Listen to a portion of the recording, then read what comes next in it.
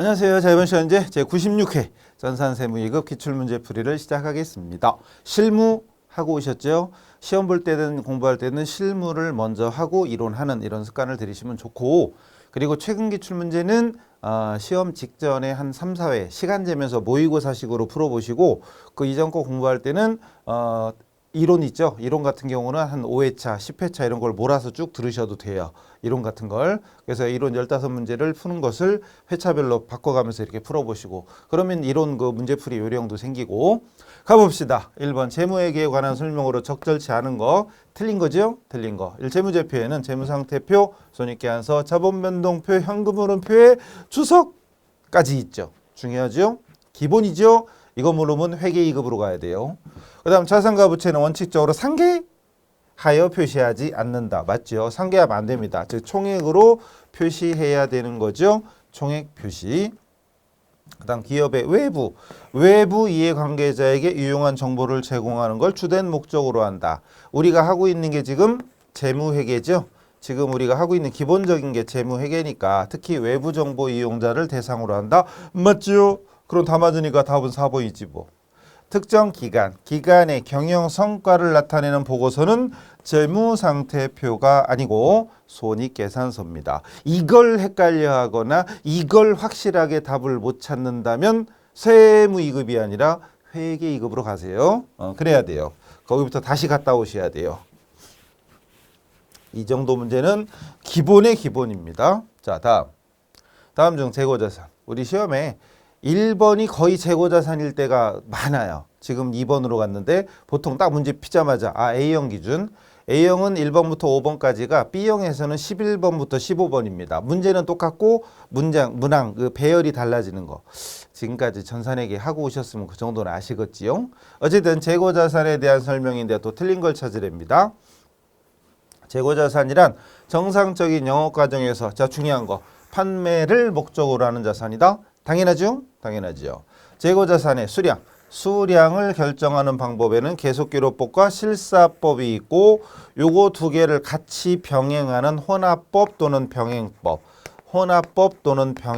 뭐 상관없습니다. 계속기록법, 실사법하고 두 개를 같이 하는. 예를 들어서 계속기록법이나 실사법 한 가지만 하면은 감모 손실을 알 수 있을까요? 없을까요? 없다고 그래요. 알 수 있을까요? 없을까요? 없지요. 이거 뭔지 못 알아듣는 사람은 회계 1급 갔다 오세요. 자, 그래서 계속기록법과 실사법만 하면은 감모손실 같은 걸 알 수가 없습니다. 그러니까 두 개를 혼합해야만 장부랑 실제가 안 맞는구나 이렇게 알 수가 있는 거지. 한 가지 방법만 하게 되면은 없어진 건지 안 없어진 건지 알 수가 없습니다. 뭔 약인지 못 알아들으시면 저 밑에 회계로 갔다 오세요. 좋은 말로 할 때. 파이팅. 예. 그 다음에 재고자산의 단가, 가격 결정 방법에는 개별법을 비롯하여 선입, 부입, 이동총, 이동평균법과 총평균법을 가중평균법이라고 합니다. 가중평균법은 수량을 고려하는 거예요. 만약에 수량과 단가가 다른 게 두 종류가 있다. 그럼 수량, 단가, 수량을 합계하고 금액을 합계해서 평균단가가 구하고 이게 가중평균법이고 단순평균법이라는 것도 있기는 있어요. 이건 오로지 수량을 무시하고 이건 가중평균랑 수량까지 고려한 거고요. 이건 수량을 무시하고 단순히 단가만 가지고 계산하는 게 단순평균법인데 물론 인정하지 않습니다. 이런 것도 있다는 거. 그러려니 다 이상 없죠 그럼? 답이 이건가 본디? 그죠? 지금까지 이상 없었으니까. 그 다음 가중평균법 적용 시 계속기록법을 적용한 평균법을 총평균법 이라고 하고 실지재고조사법을 적용한 평균법을 이동평균법이라고 한다. 결론은 바뀌었지요. 이게 바뀌었어요. 이게 바뀌었습니다. 즉 계속기록법 이거 중요한 거 이거 사실 이게 계산 문제로 나왔으면 되게 어려운 문제일 뻔했어요. 가중평균법에 계속기록법을 적용한 것이 이동평균법입니다. 이게 뭔 소리냐 하면 평균법 중에 매일매일 계속 평균 단가를 구하는 건 이동평균법이잖아요. 이거. 그리고 가중평균법 플러스 실사법. 이게 총평균법입니다. 즉 총평균법은 평균 단가를 언제 구해요? 기말에 구하잖아요. 기말에. 한꺼번에 매일매일 구하는 게 아니지요? 그게 실사법이죠. 그래도 못 알아들으시면 좋은 말로 할 때 갔다 오세요. 이거 큰일 납니다. 자, 만약에 계산 문제로 나왔으면 더 어려운 문제가 될 뻔했습니다. 그리고 다행히도 1, 2, 3번이 쉽게 그냥 정답을 이거 맞는 문장이야 알 수 있기 때문에 그냥 몰라도 답이 나오지만 어쨌든 이것까지 알고 있어야 명세기, 세무이급까지 공부한 거지요. 다음 회계 변경. 회계 변경 좀 어려운 거죠. 세무이급에서 나오니 지금 우리가 세무이급이니까 회계 변경 설명조 또 틀린 걸 찾으랍니다. 틀린 거 찾는 게 더 많죠. 자, 매출 채권의 대손 추정률을 변경하는 건 회계 추정의 변경이다. 추정치, 뭐 대손 추정률이나 감가상각 방법이나 내용 연수나 잔존 가치나 뭐 이런 것들 다 회계 추정의 변경. 정책 변경은 방법을 바꾸는 거죠. 예를 들어서 원가법을 뭐 공정가치법으로 또는 원가 모형과 재평가 모형의 변경 뭐 이런 거죠. 방법 자체, 기준 자체를 바꾸는 건 정책 변경. 역시 제가 하는 말이 독일어나 중국어로 들리는 것 같다. 갑자기 아프리카어로 들린다. 뭐 이런 분들은 조용히 접고 세무이급 접고 회계부터 하고 오세요. 정상적으로 하고 오셔야 됩니다. 그렇게 가야 자격증을 쉽게 따는 건 당연하고 실무에 나가서 욕을 조금 먹고 살 수 있어요. 아셨죠? 자격증은 있는데 못 알아듣는다. 그럼 욕을 더 먹어. 눈으로 심한 욕. 입으로 심한 욕하면 폭행이니까 눈으로 심한 욕. 눈으로 심한 욕은 증거가 없으니까 어쨌든 눈으로 심한 욕 많이 합니다. 실무에 나가서는. 근데 한두 번 먹는 건 괜찮은데 계속 되잖아요. 같이 일 못해요. 잘려요. 은연중 잘려요. 자기 알기도 못하게 넘어가요. 어쨌든 정책 변경과 추정 변경 맞고 두 번째. 정책의 변경과 추정 변경이 동시에 이루어진다면 정책 변경에 의한 누적 효과를 먼저 적용한다. 정책이 방법이나 기준이랬잖아요. 그러니까 방법이나 회계처리 방법이나 회계처리 기준을 변경하는 거하고 이런 감가상각 방법이나 내용연수 또는 대손 추정률 또는 퇴직급여 충당 부채 설정할 때 추계액 산정하는 거 이런 것들 변경하는 거. 방법 자체를 바꾸는 거와 거기에 내용연수 잔존가치 이런 거 바꾸는 거 중에 어떤 게 더 중요하냐 이거지. 당연히 방법 자체가 중요합니다. 당연히 정책 변경을 먼저 적용하는 게 맞습니다. 이거 못 알아들으시면 이것도 공부 안 한 거예요. 이론 강의 안 들으신 거예요. 그리고 정책 변경과 추정 변경을 구분하기 곤란하다 그럴 때는 뭘로 본다?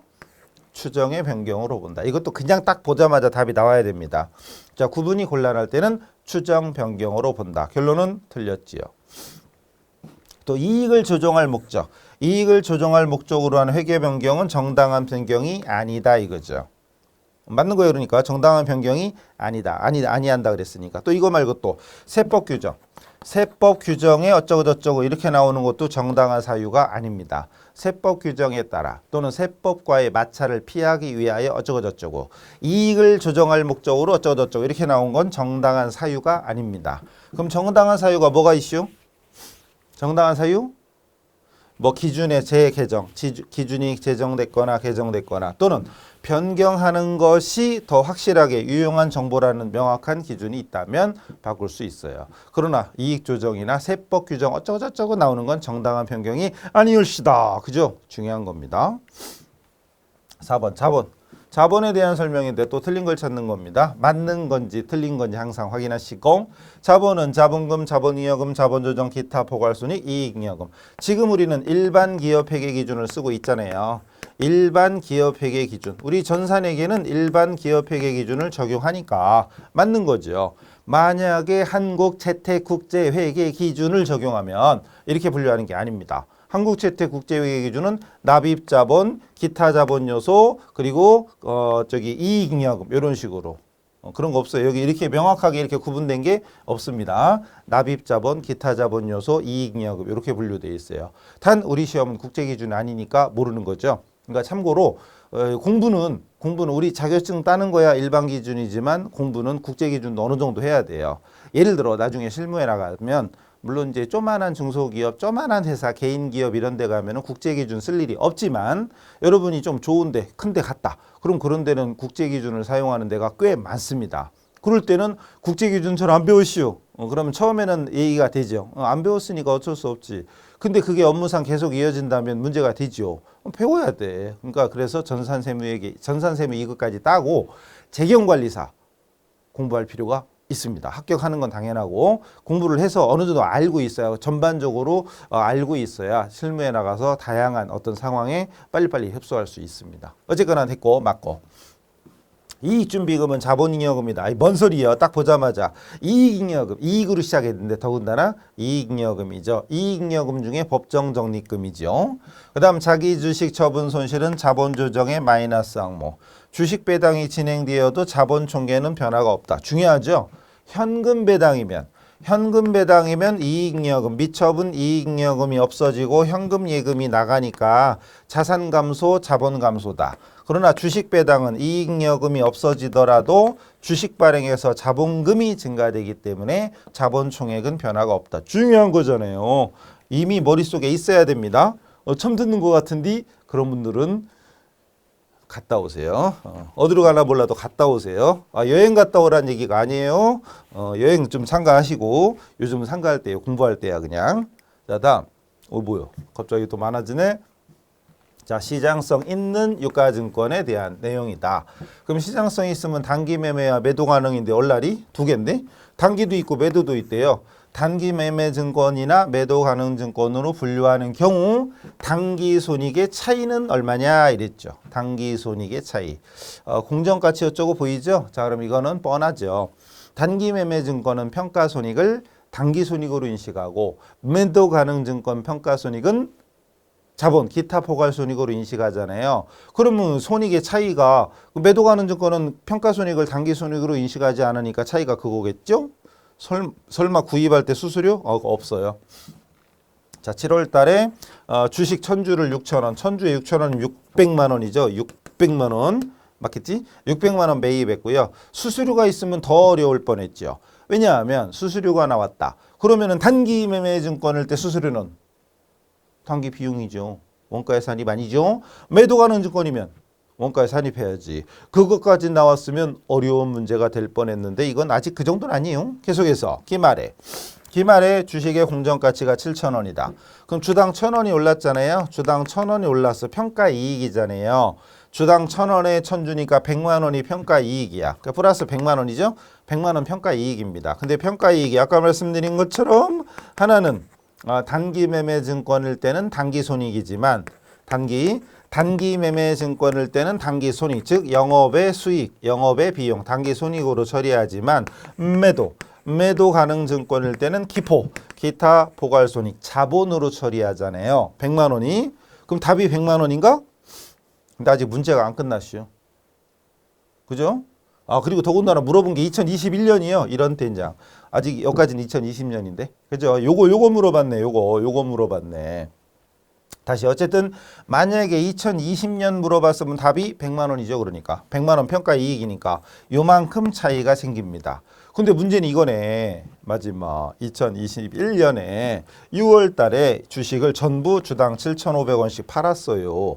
이게 어려운 거네. 세무이급 치고도 난이도 상이네. 어렵네요. 자, 왜냐하면 단기 매매 증권이었으면 처분 금액 마이너스 장부 금액 하면은 뭐가 나와요? 처분이익이 나오는 거지. 장부보다 비싸게 팔았으면 처분이익. 일단 비싸게 팔았죠. 원가보다도 비싸고 전년도 말 공정가치보다도 비쌉니다. 어쨌든 비쌉니다. 어쨌든 2020년도에 손익의 차이 그랬으면 3번이 답이고 물어본 건 2021년이니까 여기입니다. 처분 손익. 이거 얘기하는 거예요. 그러면 이때 장부 금액은 뭘 의미한다? 이게 중요한 거죠. 이때 장부 금액은 뭘 의미하는겨? 전년도 말, 전기 말 공정가. 전기 말 공정가 왜 그러지? 왜 뭔 소리요? 이런 분들은 갔다 오세요. 세무이급이 아니고 회계이급으로. 이것도 설명을 못하면 회계이급으로 다시 가서 공부하셔야 돼요. 진짜로 좋은 말로 할 때. 예. 처분 금액 얼마죠? 원래 1,000주고 1,000주는 그냥 그렇다 치고 그 다음 중요한 건 처분 금액은 주당 7,500원이고 장부 금액이 전년도 말 공정가액입니다. 전년도 말 공정가액이면 7,000원이에요. 그럼 5,000원, 500원 이익이죠. 주당 500원에 1,000주 하니까 50만 원 처분 이익입니다. 50만 원 처분 이익이에요. 단기일 때는. 근데 매도일 때는 매도 가능 증권일 때는 자, 처분가액에서 장부 금액을 빼는 것까지 똑같지요. 물론 이때 장부 금액은 전기말 공정가 똑같습니다. 근데 끝이 아니죠. 플러스 마이너스 장부상에 계상되어 있던 매도 가능 증권 평가 손익을 가감해야 됩니다. 만약에 지금 하는 요 소리를 뭔 소리 하는 기요? 저게 중국말이요, 독일말이요, 막 이러고 계신 분들은 덮어요. 기출문제 풀면 안 됩니다. 이론서 갔다 오세요. 그것도 세무 1급 했는데 이론을 들어도 모르겠다. 그럼 회계 1급 갔다 오세요. 회계 1급 가시면 그때 설명합니다. 회계 1급, 세무 2급 같이 설명합니다. 그러니까 이게 지금 뭔지 못 알아들을 정도면 세무 2급 하시면 안 되는 거예요. 중요한 겁니다. 그리고 결론적으로는 더 쉽게 하려면 처분가액에서 장부가액의 평가손익을 가감한 금액이 결국은 취득원가입니다. 무엇이라고라? 취득원가. 역시 이 얘기를 못 알아들으면 회계 1급부터 다시 하셔야 돼요. 진짜 좋은 말로 할 때. 그럼 처분 금액은 얼마냐? 똑같아요. 일단 그럼 이제 1000주고요. 곱하기 처분 금액은 7,500원이고 결론적으로 과정 생략하면 전년도에 매도 가는 증권 평가이익이 100만 원 있잖아요.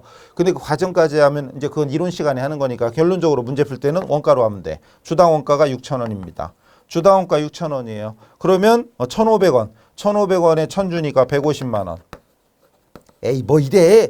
그럼 어차피 100만 원 똑같네. 에이 이런. 여기는 50만 원이 이익이고 여기는 150만 원이 이익이니까 얼마 차이 나요? 100만 원 차이 똑같네. 아 너무 쉽게 냈는데 이거. 엎어치나 매치나 찍어도 답이네. 이거 보고 멋 모르고 찍어도 답은 답이네. 근데 그러지 말고 어쨌든 정확히 알고 푸는 게 확실하겠죠. 어쨌든 이 부분을 못 알아들으시면 문제풀이 하지 마시고 이론 강의부터. 이론 강의 들어도 모르겠다. 그럼 회계 1급부터. 아셨죠? 그게 정석입니다. 그래야 실무 나가서 욕 덜 먹으며 버틸 수 있습니다. 만약에 이걸 못 알아듣는데 자격증 땄다고 좋아라 룰루랄라 이러고 들어갔다가 욕 바가지로 먹고 결국은 업무에 적응도 못하고 결국은 때려치는 이렇게 되는 겁니다. 나중에 눈물 찍찍 하지 말고 지금 공부할 때 제대로 해두세요. 어려운 문제입니다. 자, 6번 이제 원가 들어갑니다. 공손. 세무 2급이다 보니까 공손 문제도 종종 나옵니다. 심지어 계산 문제까지. 예, 정상공손, 비정상공손. 만약에 검사 시점이 몇 프로다. 지금 제가 하는 얘기를 듣고 검사 시점 어쩌고 이런 문제 본 적은 있어. 이래야 되는데 뭐요? 또 이러고 있으면 이론 강의 아예 안 들은 거니까 이론을 하고 오셔야 돼요. 자, 틀린 걸 찾으랍니다. 공손은 작업 공정에서 발생한 불합격품이다. 불량품이다. 정상적인 물건을 양품만 이상하죠. 양품. 근데 불합격품은 안 입을 자가 붙어서 불량품이죠. 불량품 이렇게 된 거죠. 맞고. 공손은 정상, 비정상 구분할 수 있고 정상 공손과 비정상 공손은 제조원가에 포함시킨다. 말이 안 되잖아요. 구분되면은 구분해야지. 정상 공손은 제조원가에 산입 맞지만 비정상 공손은 단기 그냥 영업의 비용 처리죠. 원가가 아니라 비용입니다. 그죠? 그 다음 정상공손을 다른 말로 하면 원가성이 있다고 하고요. 비정상공손은 원가성이 없다라고 합니다. 즉 원가에 산입하냐? 원가에 산입하는 걸 원가성이 있다. 정상적이다. 라고 하는 거지요. 이건 거저먹기죠. 이건 그냥 머리 쓸 것도 없어요. 갑자기 7번. 자, 뭐지? 개별 원가인가? 봐요. 블루오션. 선박 제조와 관련해서 발생한 원가 자료이다. 유람선 B의 단기 총 제조 원가는 얼마냐? 단기 총 제조 원가. 여기 자료 보니까 직제 직노가 있죠. 직제 직노에 제조 간접비, 제조 간접 원가 더하면 그게 총 제조 원가가 되는 거죠. 자, 단기 제조 간접비, 제조 간접 원가 발생은 25만 원. 제조 간접 원가가 25만 원이에요. 그 중에 여기에 각각 얼마냐 이거죠. 그리고 회사는 직노, 직접 농업이 기준이다. 이거 뭐야? 이거 회계 1급이잖아요. 이거 세무 2급이라고 할 것도 없는 너무나 쉬운. 만약에 25만 원을 재료비 기준으로 배부한다면 25만 원 곱하기 100분의 40, 100분의 60입니다. 그럼 여기로 와야 될 건 100분의 60이니까 60% 15만 원이고 근데 이 문제는 농업이 기준이야. 역시 지금 하는 말을 못 알아들으시면 기출문제 접으세요. 얼른 접고 회계 1급부터 하고 오세요. 자, 여기는 농업이 기준이기 때문에 25만 원 곱하기 50분의 30, 50분의 20입니다. 25만 원 곱하기 50분의 20 그러면 10만 원이지 뭐. 그죠? 그래서 90만 원. 90만 원 어디 갔니? 90만 원. 끝. 이렇게 되는 겁니다. 너무 간단한 거지요. 못 알아듣으시면 회계로 갔다 오세요. 자, 이거는 진짜 그냥 거저먹기에 가깝습니다. 문제 눈으로 보기에는 자료가 좀 이렇게 많이 있는 것 같지만 결론은 포인트 하나입니다. 제조간접 원가를 농업비 기준으로 배부한다. 재료비 기준일 때는 100분의 40, 100분의 60.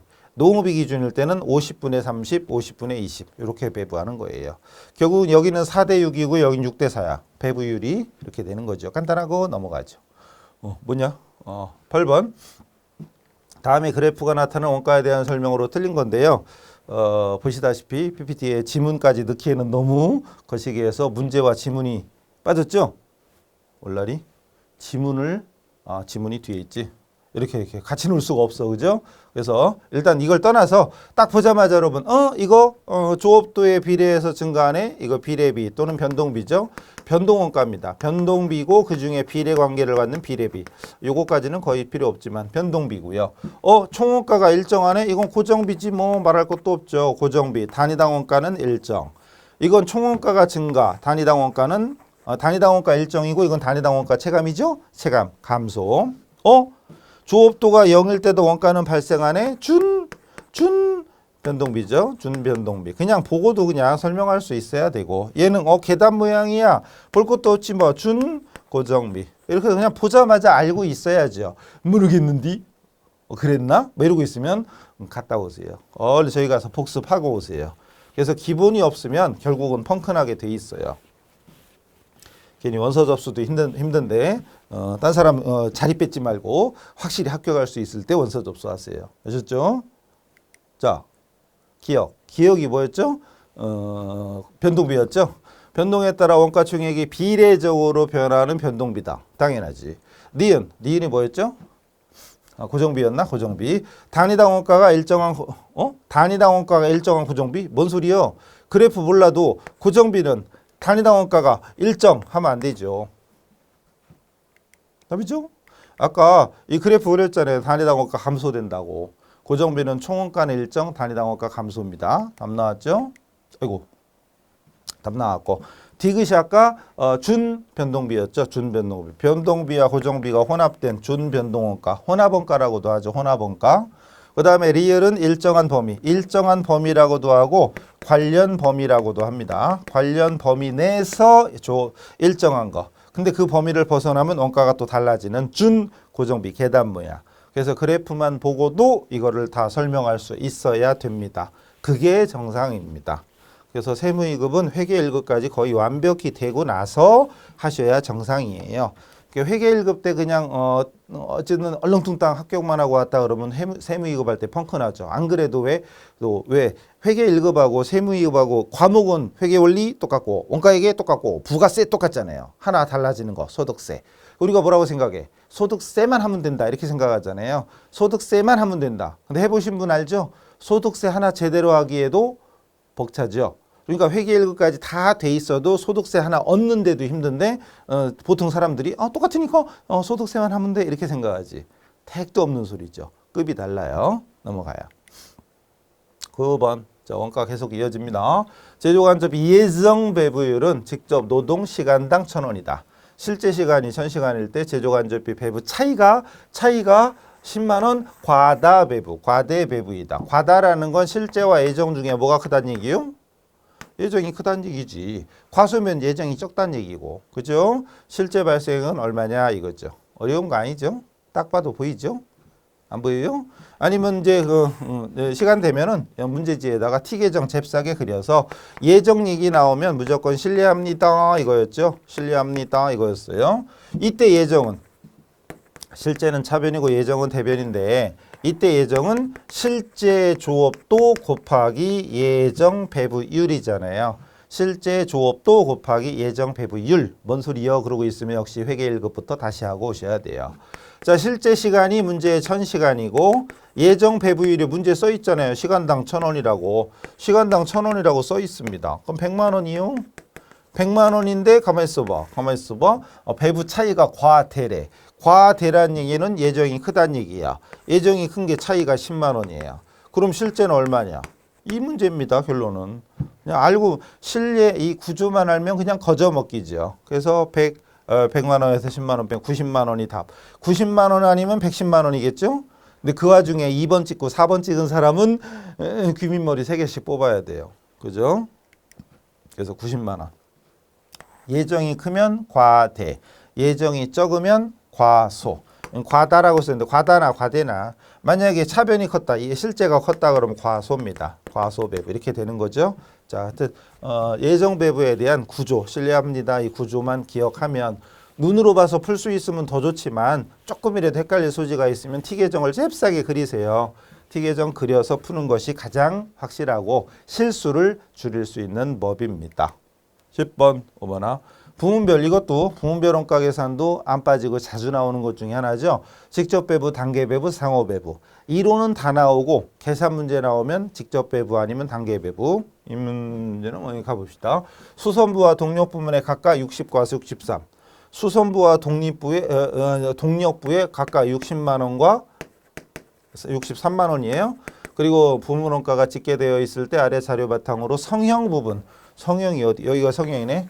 이건 얼굴 성형이 아니죠. 저기 공장 가면 하는 거. 성형 부분의 배부될 원가가 얼마냐.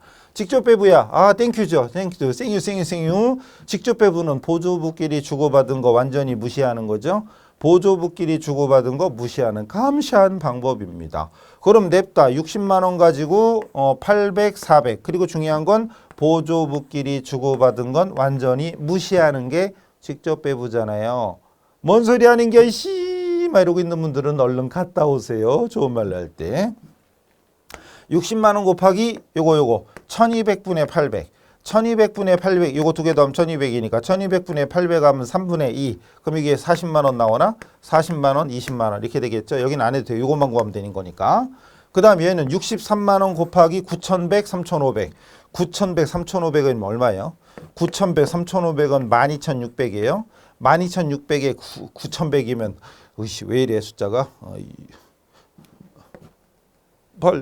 얼마야? 참말로 계산기 안 쓸랬더니 12600에 9100이면 얼마래요? 숫자가 1, 2, 6, 5로 떨어지나? 5로 떨어지는구나. 5, 9, 45, 5, 1은 5, 4, 5, 5 이렇게 되나? 4, 5. 참 숫자가 왜 이래 이거. 그럼 이거 두 개 더하면 8, 5네요? 8, 5, 8, 5, 3번인데? 그죠? 그래. 되겠네.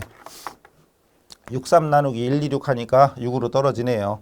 5로 떨어지네. 5. 그래서 계산하면 돼요. 물론 계산기 들고 63만 원 곱하기 9100 나누기 12600 이렇게 하면 되죠. 됐어요. 중요한 건 직접 배부법이기 때문에 보조부끼리 주고받은 건 그냥 깡그리 무시하면 그만입니다. 60만 원에 63만 원에 끝 이렇게 됩니다. 그렇죠? 어려운 건 아니죠. 솔직히 이것도 회계 1급이에요. 회계 1급. 세무 2급 아니에요. 이건 세무 2급 아닙니다. 자, 그다음 만약에 이거 참 말고 이거 만약에 어려우면 약간 더 어렵게 나오면 단계 배부가 나오는 거잖아요. 60 괜히 지웠네 이거. 60만 원하고 63만 원이었는데 만약에 단계 배부다. 근데 뭐부터 하든 그건 저도 모르겠는데 만약에 수선부부터 배부해라. 그럼 60만 원 곱하기 800, 400, 600 하면 1800이잖아요. 안 떨어지네. 어쨌든 안 떨어지네. 이걸로 해도 안 떨어지고. 어쨌든 만약에 수선부를 먼저 배부한다라고 치죠. 예를 들어서 그러면은 이거 1800분의 800, 1800분의 800, 1800분의 400, 1800분의 600의 비율로 배부를 하죠. 그럼 여기도 배부를 얼마가 나오겠죠? 3분의 1이네? 3분의 1이면 이거 3분의 1이면 20만 원 오겠네? 20만 원 오겠네. 그러면은 동력 부문 원가가 63만 원에 12만 원 더하면 83만 원이죠. 그럼 이제 이게 83만 원을 가지고 9,100대 3,500대 7,000이 아니죠. 단계 배부법에서 배부가 끝난 부분에는 배부해서는 안 됩니다. 그럼 이게 두 개 더한 아까대로 12,600분의 9,000, 12,600분의 3,500 이런 식으로 배부하게 됩니다. 이걸 하나 들으시면 회계 1급 갔다 오셔야 됩니다. 그래서 여기까지도 완벽하게 하셔야 돼요. 까이 거 찍어도 맞추면 되지 뭐 이렇게 생각하면 물론 합격할 때는 찍어도 되지 뭐 까이 거 찍어도 됩니다. 시간 없으면 찍어도 되지. 근데 그렇게 해서 합격하는 건 합격할 때는 기분 좋지만 실무에 나가면 욕을 부르는 일이에요. 넘어갑니다. 자, 그다음 세법이 5개잖아요. 자, 세무이급은 뭐 이제 뭐 기출문제 뭐 한 2회 이상만 풀어보면 문항 구조는 알 거예요. 5개 원가액에 5개는 원가, 5개는 회계원리, 5개는 원가액에, 그다음 5개는 세법. 부가세가 3개, 소득세가 2개. B형만 나면 세법이 1번부터 5번이죠. B형은 11번부터 15번이 이제 A형의 11번부터 15번이 B형은 1번부터 5번입니다. 나는 1번부터 세법 풀면 이렇게 돼. 그러면 뒤에서부터 풀어요. 뒤에서부터 15번부터 거꾸로 풀어. 그래도 돼요. A형과 B형의 차이는 다른 건 똑같고 이 이론 문제 1번부터 15번까지 문제 중에 5개의 순서가 바뀝니다. 순서가 바뀌어요. 그거 외에는 똑같습니다. 다음 중 부가세 과세표준, 과세표준에 포함하는 항목이 아닌 거래요. 이때 과세표준은 회계로 따지면 매출액이다라고 생각을 했죠.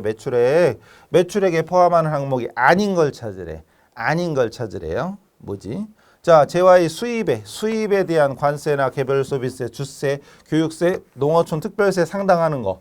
수입할 때 그 품목 가액에 관세가 붙고 개별 소비세가 붙고 주세, 교육세 이렇게 붙는다. 그럼 이것까지 전부 다 합쳐서 과세표준에 포함된다. 라고 여러분 그 기본서 표에 다 있는 거지요. 맞고. 할부 판매나 장기 할부 판매할 때 이자 상당액도 과세표준에 포함되죠. 포함되죠. 회계에서는 매출액이 아니죠. 회계에서는 매출액이 아니지만 이자는 이자잖아요. 근데 부가세법, 세법에서는 이자 상당액도 포함되죠. 과세표준에 포함됩니다. 공급대가의 지급이 지연돼서 받는 연체이자. 내가 물건을 팔고 나서 돈을 받는데 그 연체돼서 연체이자를 받았는데 그것도 저 과세표준에 포함해서 세금 내라 그러면 억울한 면이 있죠. 이건 아니죠. 이건 뭐 문제 나오는 거잖아요. 연체이자 포함하면 안 되죠. 그래서 여러분 교재에 보시면 과세표준에 포함하는 거, 포함하지 않는 거 표로 정리가 돼 있잖아요. 중요하다고 언급드렸던 그 내용입니다. 또 대가의 일부. 대가의 일부로 받은 거니까 대가죠. 대가에 포함되는 거지. 그럼 이것도 과세표준에 포함됩니다. 이것도 회계 1급, 부가세까지는 회계 1급하고 거의 차이가 없잖아요. 가산세 이런 거 빼고. 가산세 이런 거 빼고는 회계 1급하고 이런 내용은 똑같아요. 그러니까 사실 저도 세법 외울 게 많으니까 좀 짜증나는 것도 있지만 어쨌든 회계 1급이나 세무 2급이나 이론이 똑같기 때문에 하여튼 이론은 자꾸 봐야죠. 안 보면 까먹는 건 당연하고요. 사람이니까 다 까먹어. 그러니까 자주 봐야 돼요. 특히 공부할 때는 어쨌든 봐야죠. 다음 벌써 갑자기 근로소득 이렇게 나오지? 어쨌든 부가세와 소득세가 순서대로 나오는 건 아니고 섞여 나오네 이렇게. 어쨌든 비과세되는 근로소득 가장 틀린 거. 근데 우리가 우리 세무이급 실기할 때도 비과세 근로소득에 해당되는 거 자가운전, 식대, 출산, 보육, 거시기 계속 나오는 거잖아요. 자가운전 월 20만 원. 맞죠? 만약에 30만 원이면 20만 원까지는 비과세, 10만 원은 과세. 맨날 하던 거죠. 근로자가 제공받는 식대, 식사를 제공받지 않으며 월 10만 원 이하의 금액. 식사를 제공받으면 그건 전액 비과세죠. 요건. 근데 식사를 제공받고 10만 원 받는다. 그럼 그건 과세죠. 이제 제공받는 거, 현물로 받는 거, 그냥 식사하는 거 이건 다 그냥 비과세죠. 출산보육. 출산보육은 월 20만 원. 아니죠. 근데 이 부분이 만약에 확실치 않다. 그러면 잽싸게 우리 저기 연말정산 화면 맨날 들어가잖아요. 거기 들어가면은 수당 공제 등록에 들어가면 이거 금액 써 있잖아요. 그거 보고하셔도 돼. 머릿속에 없으면 보고라도 해야지. 10만 원입니다. 어쨌든 틀렸죠? 또 직무발명 보상금은 연 500만 원 이하의 금액. 이것까지 외우라고 많이 안 했죠. 사실 근데 요즘 이렇게 나와요. 자꾸. 나온 거잖아요. 기출문제잖아요. 가끔 가다가 기출문제 풀고 있는데 가끔 그래요. 선생님 시험이 이렇게 나와요? 기출문제 풀고 있는데 시험이 이렇게 나오니? 그런 사람 많아요. 진짜로. 처음에는 황당했는데 하도 그런 걸 접하니까 나와요. 그러고 많은데 기출문제 풀기. 기출문제의 뜻은 이미 시험에 나온 문제라는 뜻이에요. 이미 시험에 나온 문제인데 그걸 풀고 있는데 시험이 이렇게 나와요. 이렇게 묻는 사람들이 항상 있어요. 나온 거예요. 예. 참고로 96회죠? 나온 거예요. 언제 나온 거지? 2021년 6월에 나온 건가? 예, 이렇게 나온 거. 이제 4월에 나왔구나. 4월에. 넘어가죠. 자, 다음 문제는 재화의 간주고 다시 부가세네 또. 간주 공급일에 공급으로 간주하겠다. 공급으로 의제하겠다. 의제라고도 하죠. 자, 세금계산서에 발급이 가능한 경우 어떤 거냐? 간주공급에 해당되는 게 자계사폐. 여기 있네, 자계사폐. 자는 없고 자가공급, 개인적 공급, 사업상증여, 폐업시찬 존재와 직매장 반출도 자가공급이죠. 자가공급에 다시 면비직이 있잖아요. 면비직. 자가공급의 면비직, 면세사업 전용, 비영업용 소형 승용차 관련 직매장 반출. 이래가지고 전부 다 간주공급에 속합니다. 근데 여기서 묻는 건 그게 아니고 세금계산서를 발급할 수 있는 게 어떤 거냐 이거죠. 여러분 실기할 때 이거 나오잖아요. 이거 개인적 공급, 사업상증여 이런 거 나오죠.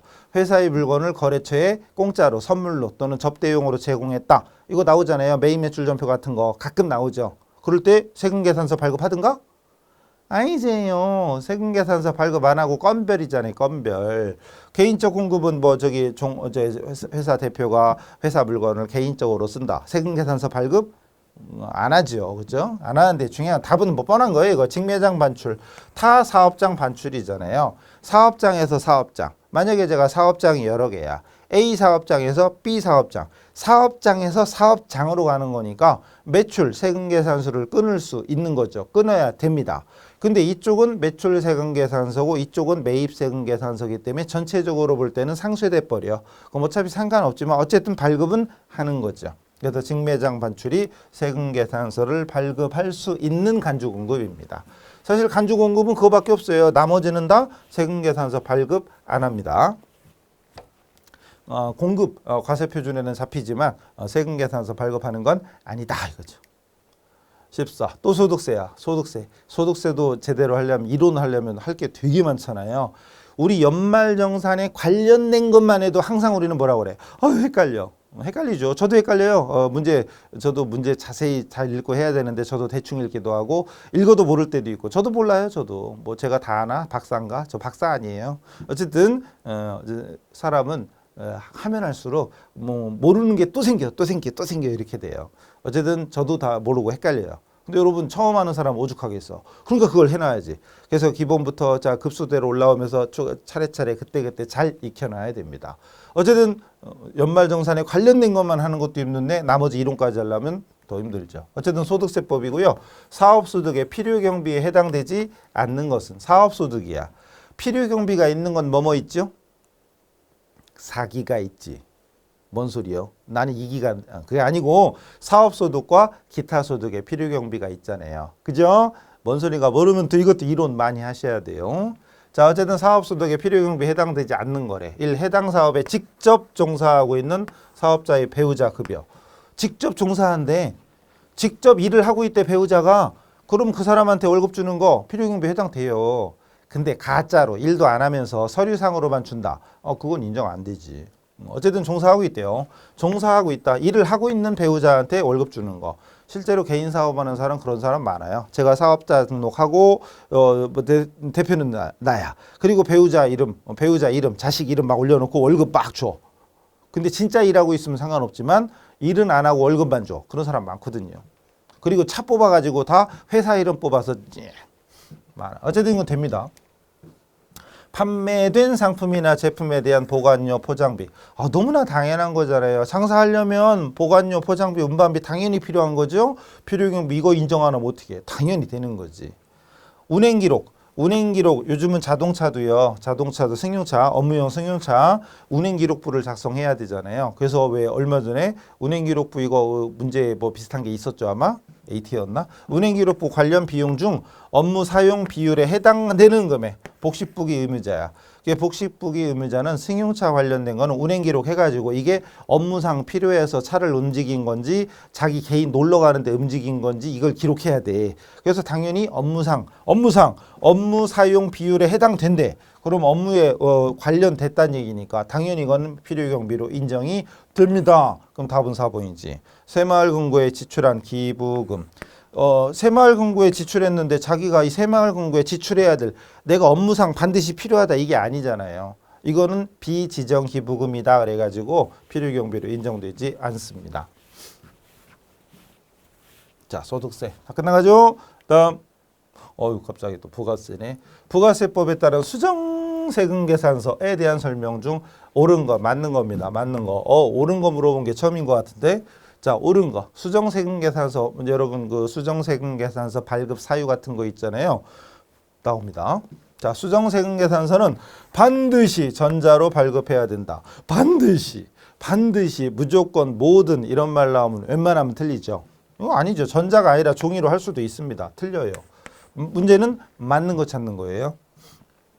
과세표준이나 세액을 경정, 고칠 것을 미리 알고 있는 경우는 적법한 수정세금계산서 발급사유에 해당되지 않는다. 미리 고칠 걸 알고 있어. 그럼 이건 적법한 사유다. 아니죠. 결론은 맞는 거지? 답인 거죠? 네, 답이죠. 그 다음 계약의 해제. 해지. 해지는 잠깐 정지한 거야. 해제는 삭제, 즉 계약 자체가 없어지는 거죠. 해제로 인한 발급. 그럼 매출로 일단 끊었는데 나중에 계약 해제됐어. 그러면은 매출된 걸 취소해야 되잖아요. 그러니까 그 작성일은 처음 세금계산서 작성일이 아니라 해제일이죠. 해제된 날이죠. 해제된 일 그렇게요 그냥. 얘도 틀린 거고. 그다음 일반 과세자가 간이과세자로 전환되기 전에 공급한 재화나 용역에 수정 발급 사유가 있어서 일반 과세자가 간이과세자로 됐다고요? 2021년 개정세법은 간이과세자가 8천이잖아요. 8천이죠. 그리고 세금계산서를 발급할 수 없었죠. 간이과세자는. 근데 이제 8천 이상 간이과세자도 이제 세금계산서를 발급할 8천 이상이 아니구나. 4,800 이상이지 이제. 4,800 이하는 여전히 발급할 수 없고 그 이상은 발급하는 게 원칙으로 2021년 7월 1일 이후죠. 그죠? 7월 1일 이후. 근데 이 시험은 4월 시험이에요. 그러니까 7월 1일 이후 시험에는 간이과세자도 세금계산서를 발급할 의무가 있어요. 이제 2021년 7월 1일 이후 아셨죠? 그 2022년 뭐 준비하고 이런 분들은 세금계산서 발급할 수 있어요. 근데 이 문제는 이게 2021년 2021 4월 문제입니다. 따라서 이거는 개정 7월 1일 개정 전의 문제로 보셔야 돼. 그래서 일반 과세자가 간이과세자로 바뀌면 간이과세자는 세금계산서 발급할 수 없었을 때예요. 근데 발급을 했어. 근데 나중에 이제 원래 간이과세자는 발급하면 안 되니까 바꿀 거 아니에요. 그래서 그거 수정 발급 사유가 발생해서 작성일은 사유가 발생한 날이 아니고 애초에 발행됐던 거를 취소하는 개념이죠. 원래 간이과세자는 발행하면 안 되는 거니까. 그래서 결론은 사유 발생한 날이 아니고 이 날이 아니고 최초에 작성한 날, 최초 발행일이 됩니다. 최초 발행일 이렇게 돼요. 근데 만약에 2021년 7월 1일 이후부터는 이 문제가 이제 애매해지죠. 이건 이렇게 쓰면 안 돼. 그럼 그때 명확하게 써야 돼요. 원칙적으로 간이과세자도 이제 세금계산서 발급이 의무가 생긴 거예요. 단 4,800 이하는 여전히 제외입니다. 4,800 이하는 제외. 그러니까 문제에서 간이과세자지만 현재 공급 대가가 얼마인지 이것까지 문제에 명시를 해야 정답이 나와. 그러니까 해정세법은 그때 꼭 확인하셔야 돼요. 아시겠죠? 자, 그래가지고 15번이니까 끝난 거죠? 자, 이제 기출문제 설명 다 드렸고 더 필요한 거 있으면 나중에 필요한 거 질문하시면 되고 그리고 이런 정도 문제가 솔직히 100점은 아니어도 한두 개 빼고는 다 확실하게 맞춰야 돼요. 근근히 찍지 말고 근근히 저게 제대로 푸른 게 만약에 5개, 6개밖에 안 된다. 그럼 세무이급 하시면 안 돼요. 물론 세무이급만 6개월 할 생각이면 그렇게 해도 되는데 그게 아니라 차근차근 급수대로 올라와야지만이 한 번에 딱딱 확실하게 붙을 수 있습니다. 자, 그래서 96회 세무이급 기출문제 풀이를 마치도록 하겠습니다. 수고하셨습니다.